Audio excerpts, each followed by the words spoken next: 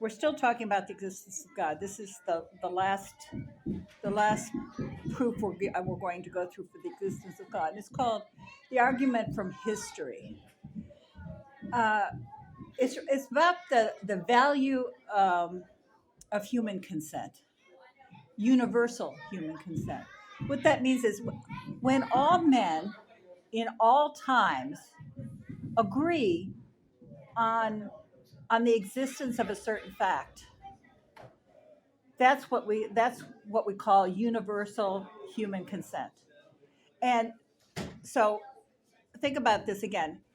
When all men in all times have a consensus agreement that that some truth or some fact is true, that's what we call universal human consent.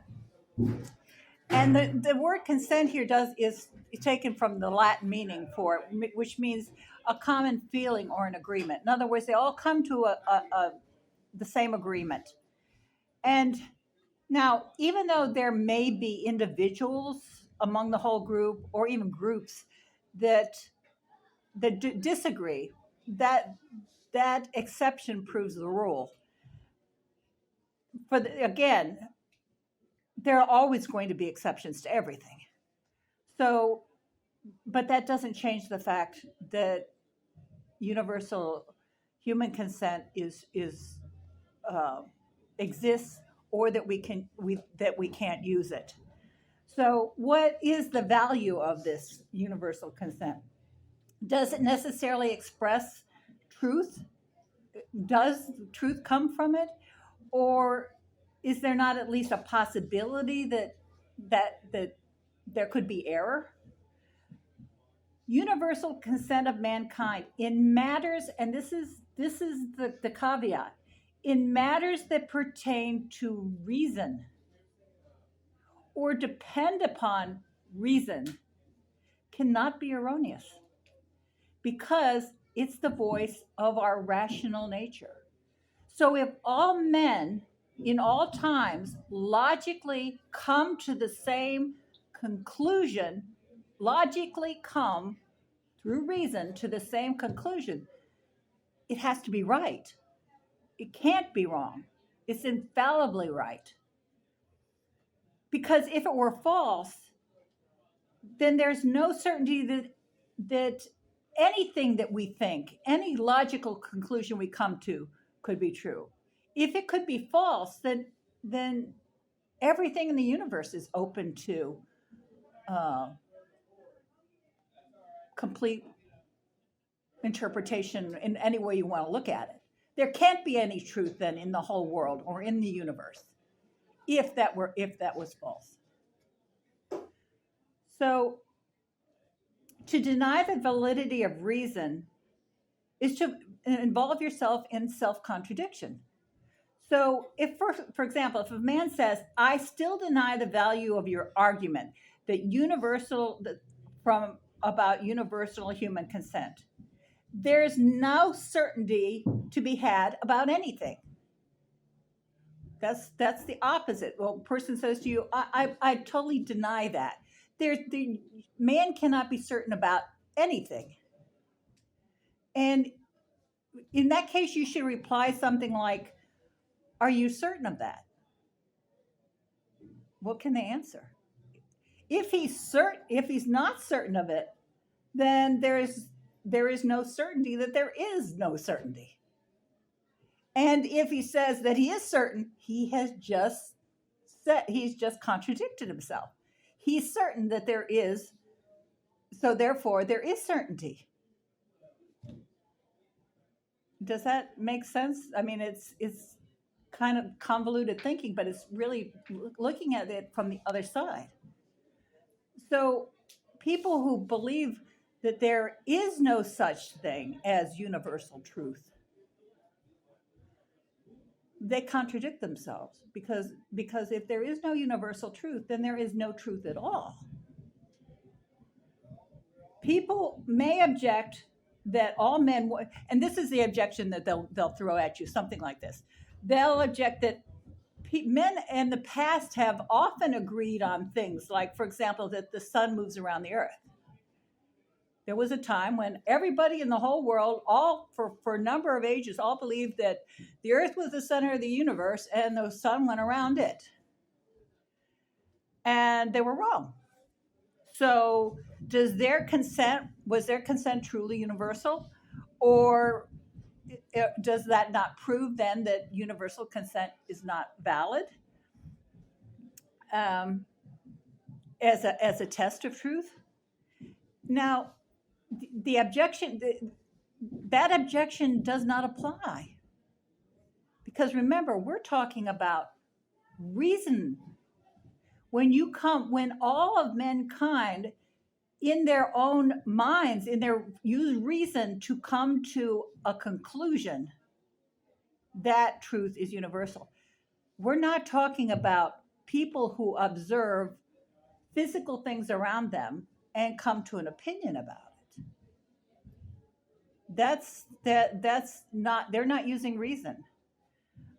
Maybe they're using reason to come to the opinion, but they're taking observable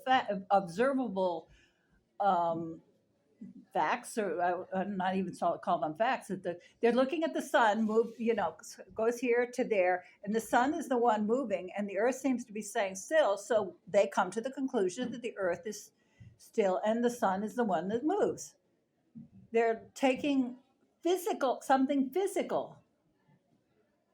They did come to that conclusion, but through pure logic and throwing out everything that's physical and coming to at it using pure reason. So that objection doesn't fit as far as we're concerned, because those men wrongly judge the movement of the sun and through physical facts. And this judgment is not based on rational order. And it's not a deduction made from reason. It's precipitated because of certain external appearances. It's quite possible for many men and all men to be wrong in that kind of judgment, because they're all looking at the same thing and they're coming to that conclusion. But they're missing, they're basing it on what they can see, not anything else. It's quite possible for many men, or for all men, to be wrong in such a judgment. And it's quite possible for all men to be wrong in the conclusions that they reach using those kind of facts. Men may be wrong in judging the motion of the sun, but they can't be wrong in judging the motion that all motion requires a mover. Who's moving the sun? All right, so they're wrong in the idea that the sun is even moving. But the fact that there is motion should make them think, well, then there has to be a mover. And in that rational thought, which is based on reason, pure reason, that can't be wrong. When all men come to that conclusion, and all men do have, as we talked about last couple of times, 2 classes ago, the proof of God concerning motion, based on motion, that wherever there is movement, there has to be a mover. Wherever there is laws, there has to be a lawgiver. Wherever there is an effect, there has to be a cause. Men can be, for example, can judge, because they judge from appearances, could look at a triangle and say, you draw a triangle and say, oh, that's an equilateral triangle. All the sides are equal. But they haven't measured it to make sure that maybe one side is a little bit off, which means that it's not an equilateral triangle. But it doesn't change the fact, and in that if everybody looks at that and says, okay, that's an equilateral triangle, you could all be wrong. But it doesn't change the fact that a triangle, that the angles of the triangle, when you add them together, have to equal 180 degrees. That's a fact. That doesn't change. So here we speak of universal consent of mankind as a reasoned conclusion from known facts and experiences in life. God is not seen in the sky like the sun. God is not observed by the senses. There are no possibilities of universal error using because there's nothing that we can look at to influence our senses. We have to arrive at God using pure reason. And so there is no possibility of error if all men using pure reason arrive at the same conclusion.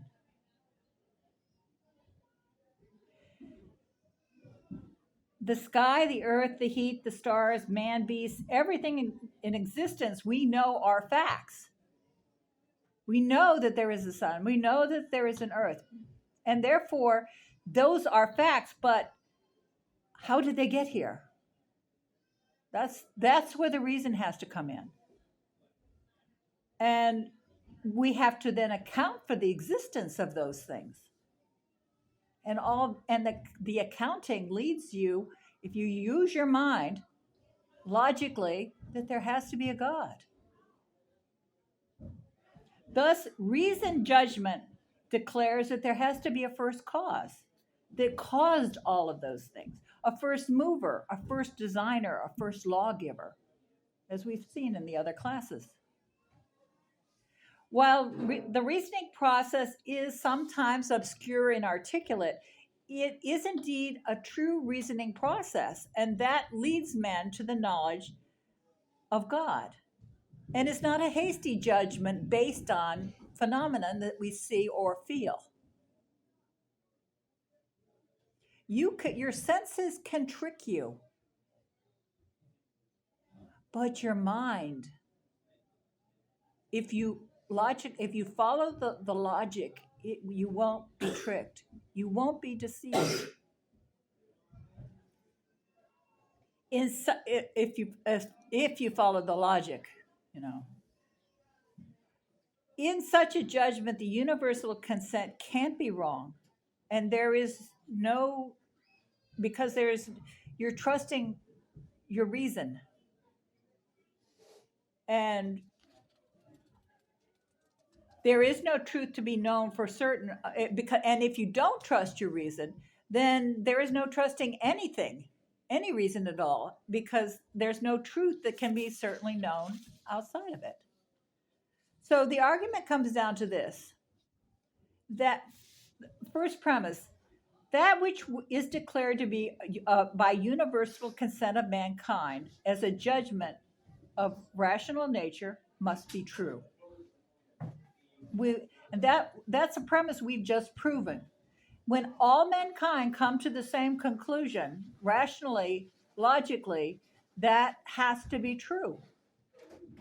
Now, the existence of God is the second premise. The existence of God is declared by universal consent of mankind as a judgment of rational nature. In all times, in all periods of history, and that's why we call this the argument of history, man has always believed in God. Sometimes more than one, but they've always believed in a divinity. You can go back to cavemen. There's proof that Neanderthal man believed in God. There's proof of it.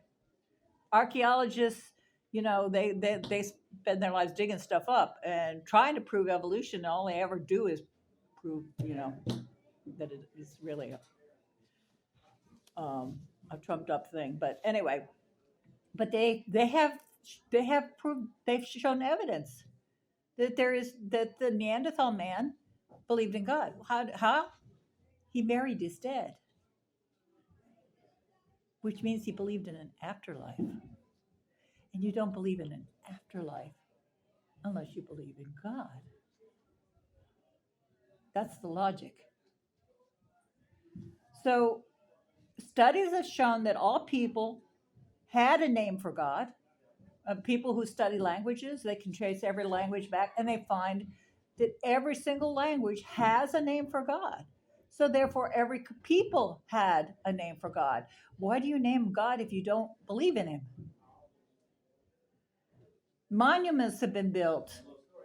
Archaeologists found monuments and temples and priests and sacrifices, evidence of festivals and sacred rites in all cultures throughout the whole world, which attests to the incontrovertible fact that everybody believed in some divinity,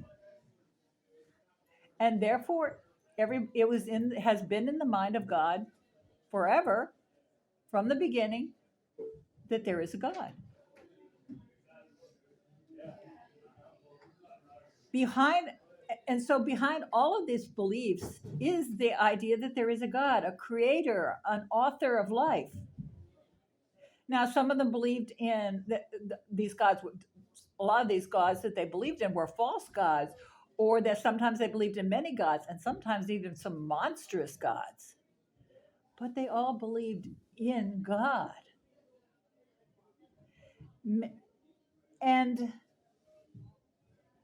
if you really go back and you look, you will find that behind all of these beliefs is the idea that there is one God. They may believe in many gods, but if you go back far enough, there's always only one. That one that made the many. Look, good example, Greek mythology. Yeah, you have a whole pantheon of gods and goddesses, but they all had fathers and mothers, and then they had fathers and mothers, but it always goes back to one.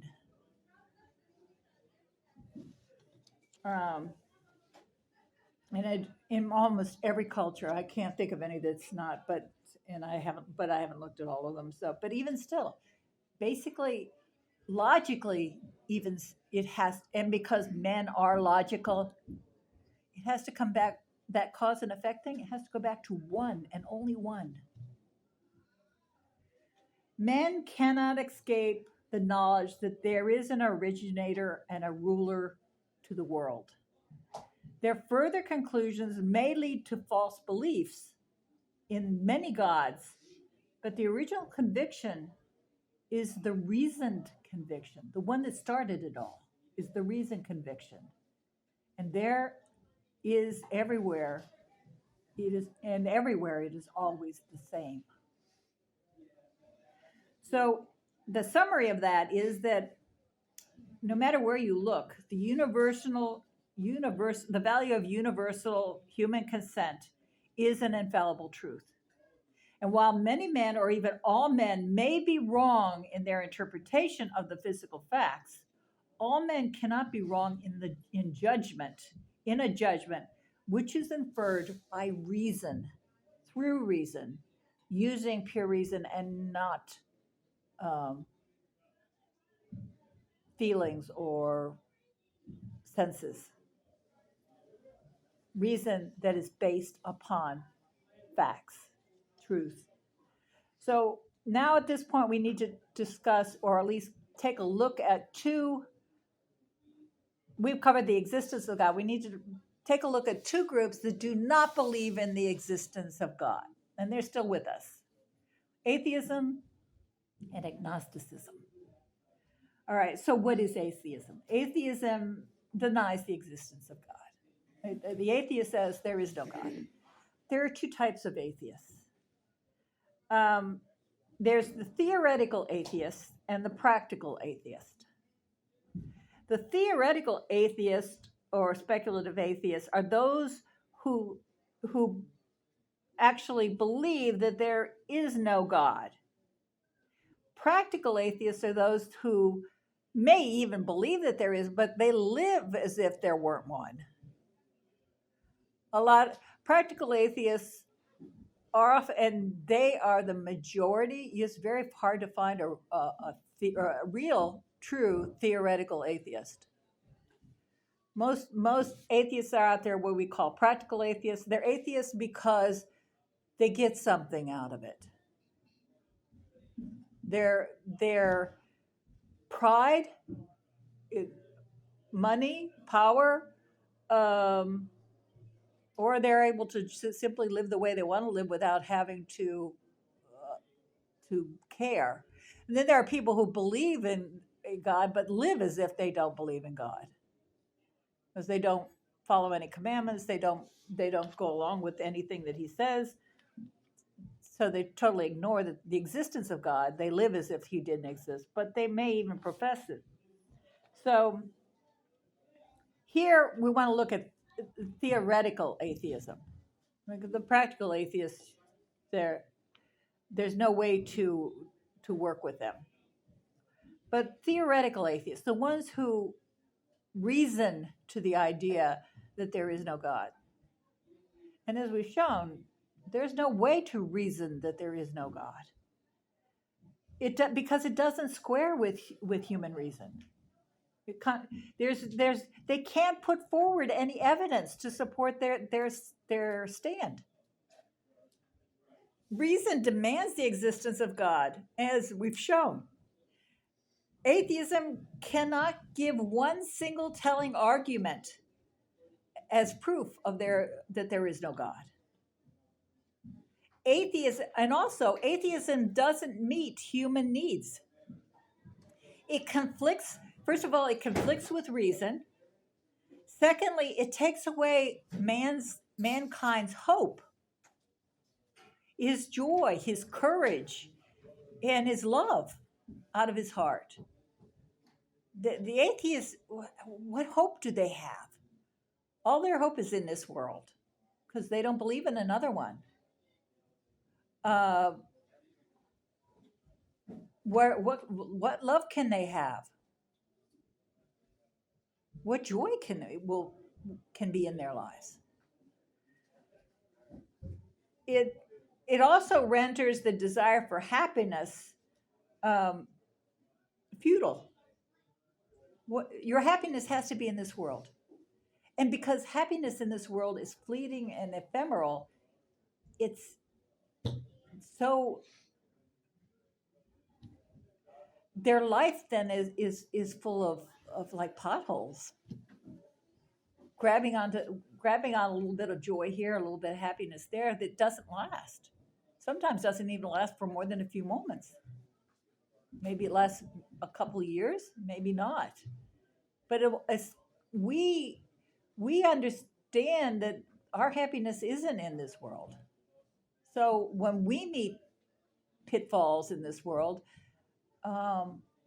we use it to our good to overcome and make reparations so that we can get our true happiness in the next world because we believe in a God. Also, atheism destroys morality. Remember, the moral order is a proof of the existence of God. Well, if you don't believe in God, you don't believe in a moral order. Because if there is no God, there is no supreme judge for mankind. And if there's no supreme judge, then there can't be any punishment and there can't be any reward. So you might as well do what you want in this life. You might as well kill and murder and steal and lie and cheat because this world is all you've got. And so atheism destroys morality. And it's doubtful if there is or ever has been any thoroughly sincere and perfectly convinced theoretical atheists. Because, I mean, even Madalyn Murray O'Hair, she was a professed atheism, and she made a lot of money from it. She made a lot of money from it. That's why she was doing it. Yes, she was in league with the devil. You know, he was using her, but she made money from it. She wasn't in it for the theory of it. She was in it for what she could get out of it. She was a practical atheist, not a theoretical atheist. I lived down the hall from her work, down the hall from their organization in Austin. Oh, I have never seen such a miserable bunch of people, and I've been to the Soviet Union. yeah. I heard her one time on the radio. She went ballistic when some lady called in and said, "I'll pray for you." She's, "You have no right to pray for me." Uh, it is still a free country. I can pray for whoever I want. And if you really are a true theoretical atheist and you don't believe in God, then I'm just wasting my time. My prayers can't hurt you in any way, can they? So why are you getting so upset? And she unfortunately, as I say, did meet a very bad end. She was murdered. She and her, I think her husband and one of her kids.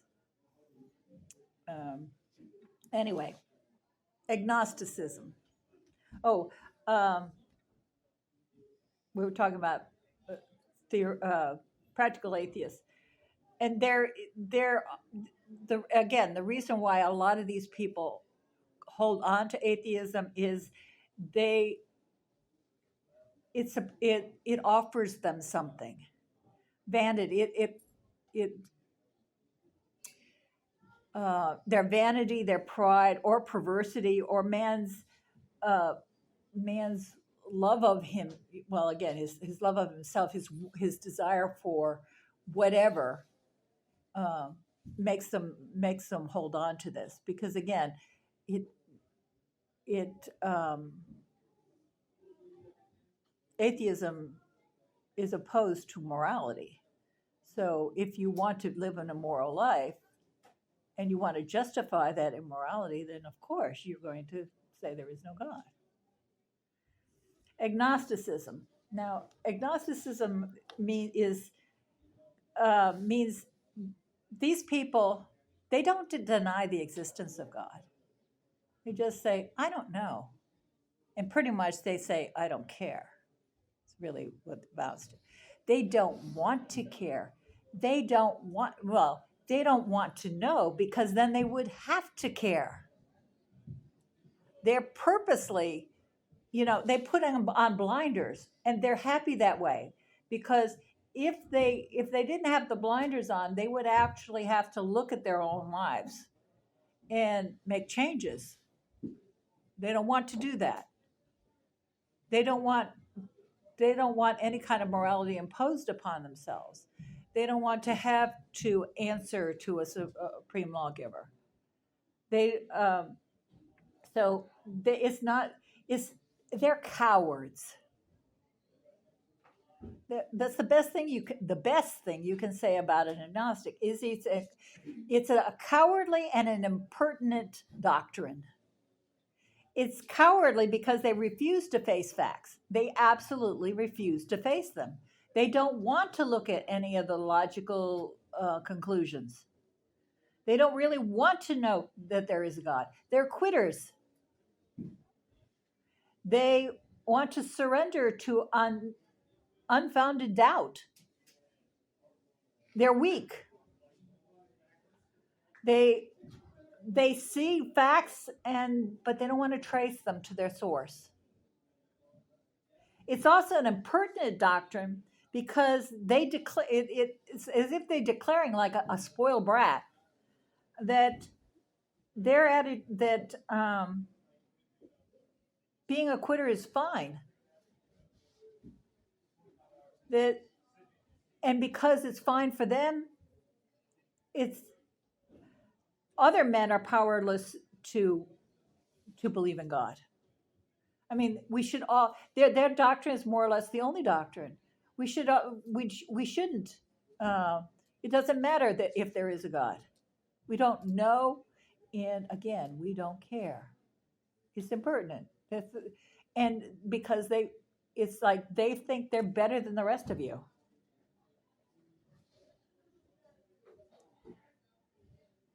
We all can respect honest doubt because everybody has doubts sometimes. But you need to think of if you pray about it or you think about it, reason will ultimately win out. But so, but doubt about the existence of God is not an honest doubt. If reason is employed, then you certainly have to come to the right conclusions. So it's not an honest doubt. An agnostic is one who preaches a religion of darkness. If to the agnostic, you should say, you pretend that no man can know whether God exists, but you shall not enslave our minds with this pretense. How do you know men can't know? What are your proofs? What is your evidence? We know just by thinking, by looking around us, that there's laws, so there has to be a lawgiver. There's motion, there has to be a mover. There's design in the world, so it has to be a designer. There's effect, so there has to be a cause. Where are your proofs? What is your evidence that it's perfectly fine that we can't come to those conclusions? The agnostic, like the atheism, also upsets morality. And that's a reason why most agnostics are agnostics. And in fact, most atheists are not really atheists, they're more agnostics. Atheism is a very, very small number. And if a theoretical atheist is so small as to be almost non existent or infinitesimal, as I say, they're all practical atheists. And practical atheists are almost the same as agnostics. The one says there is no God, or there is no God that I want to obey, and the agnostic says there might be a God, but I don't care. Isn't it the same thing, basically? So the agnostics also don't.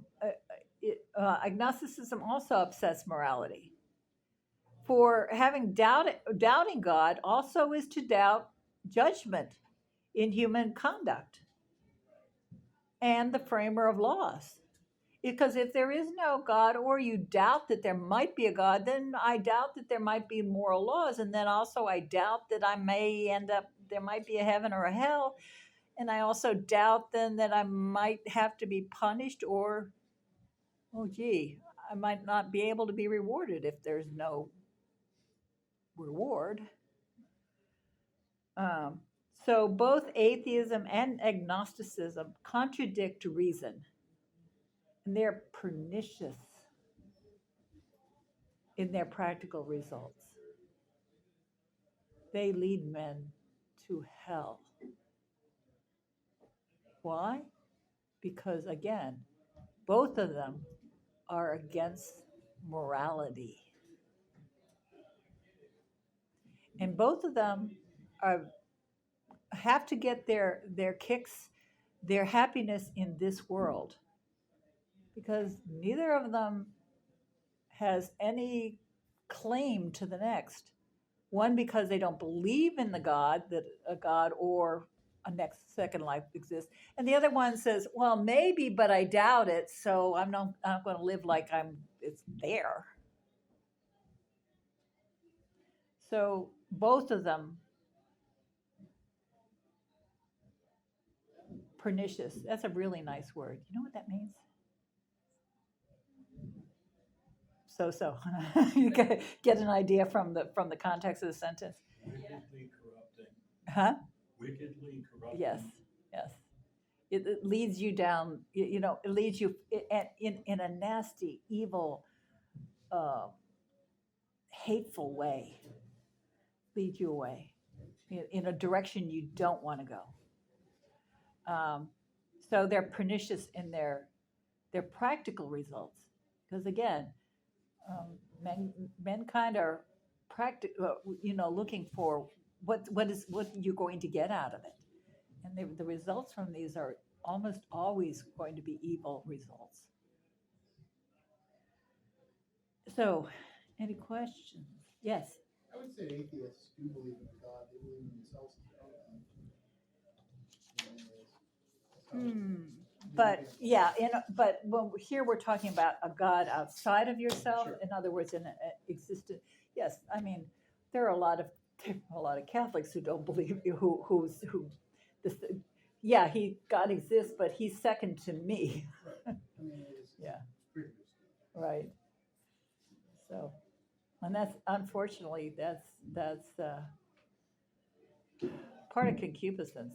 We love ourselves. I mean, and we're told to love God first and our neighbor, as we love ourselves. That's second, as we love ourselves. But God goes first. There's no qualifier on him. You have to love him with your mind, your whole heart, your whole strength, your will, and then love your neighbor as yourself. Unfortunately, the love yourself part we put first. The love in this day and age, the love your neighbor is second, but not necessarily loving him as I love myself, but loving him to some extent, wishing him well, you know, giving the homeless guy a buck as you pass, but whatever, planting a tree, loving that's loving your neighbor, see, but not like I love myself. And loving God, well, he's third in line after everybody else. And he probably after your dog and your cat too. Because, unfortunately in this day and age, and you look around, you see all the problems. I was mentioning it yesterday, last night to somebody. We were because of homeschool. We were talking about something that a lecture that somebody had heard. Anyway, um, what was going on in the public school as opposed to what was going on in homeschooling, and and it came out mentioned that how many families in this day and age are topsy turvy. All the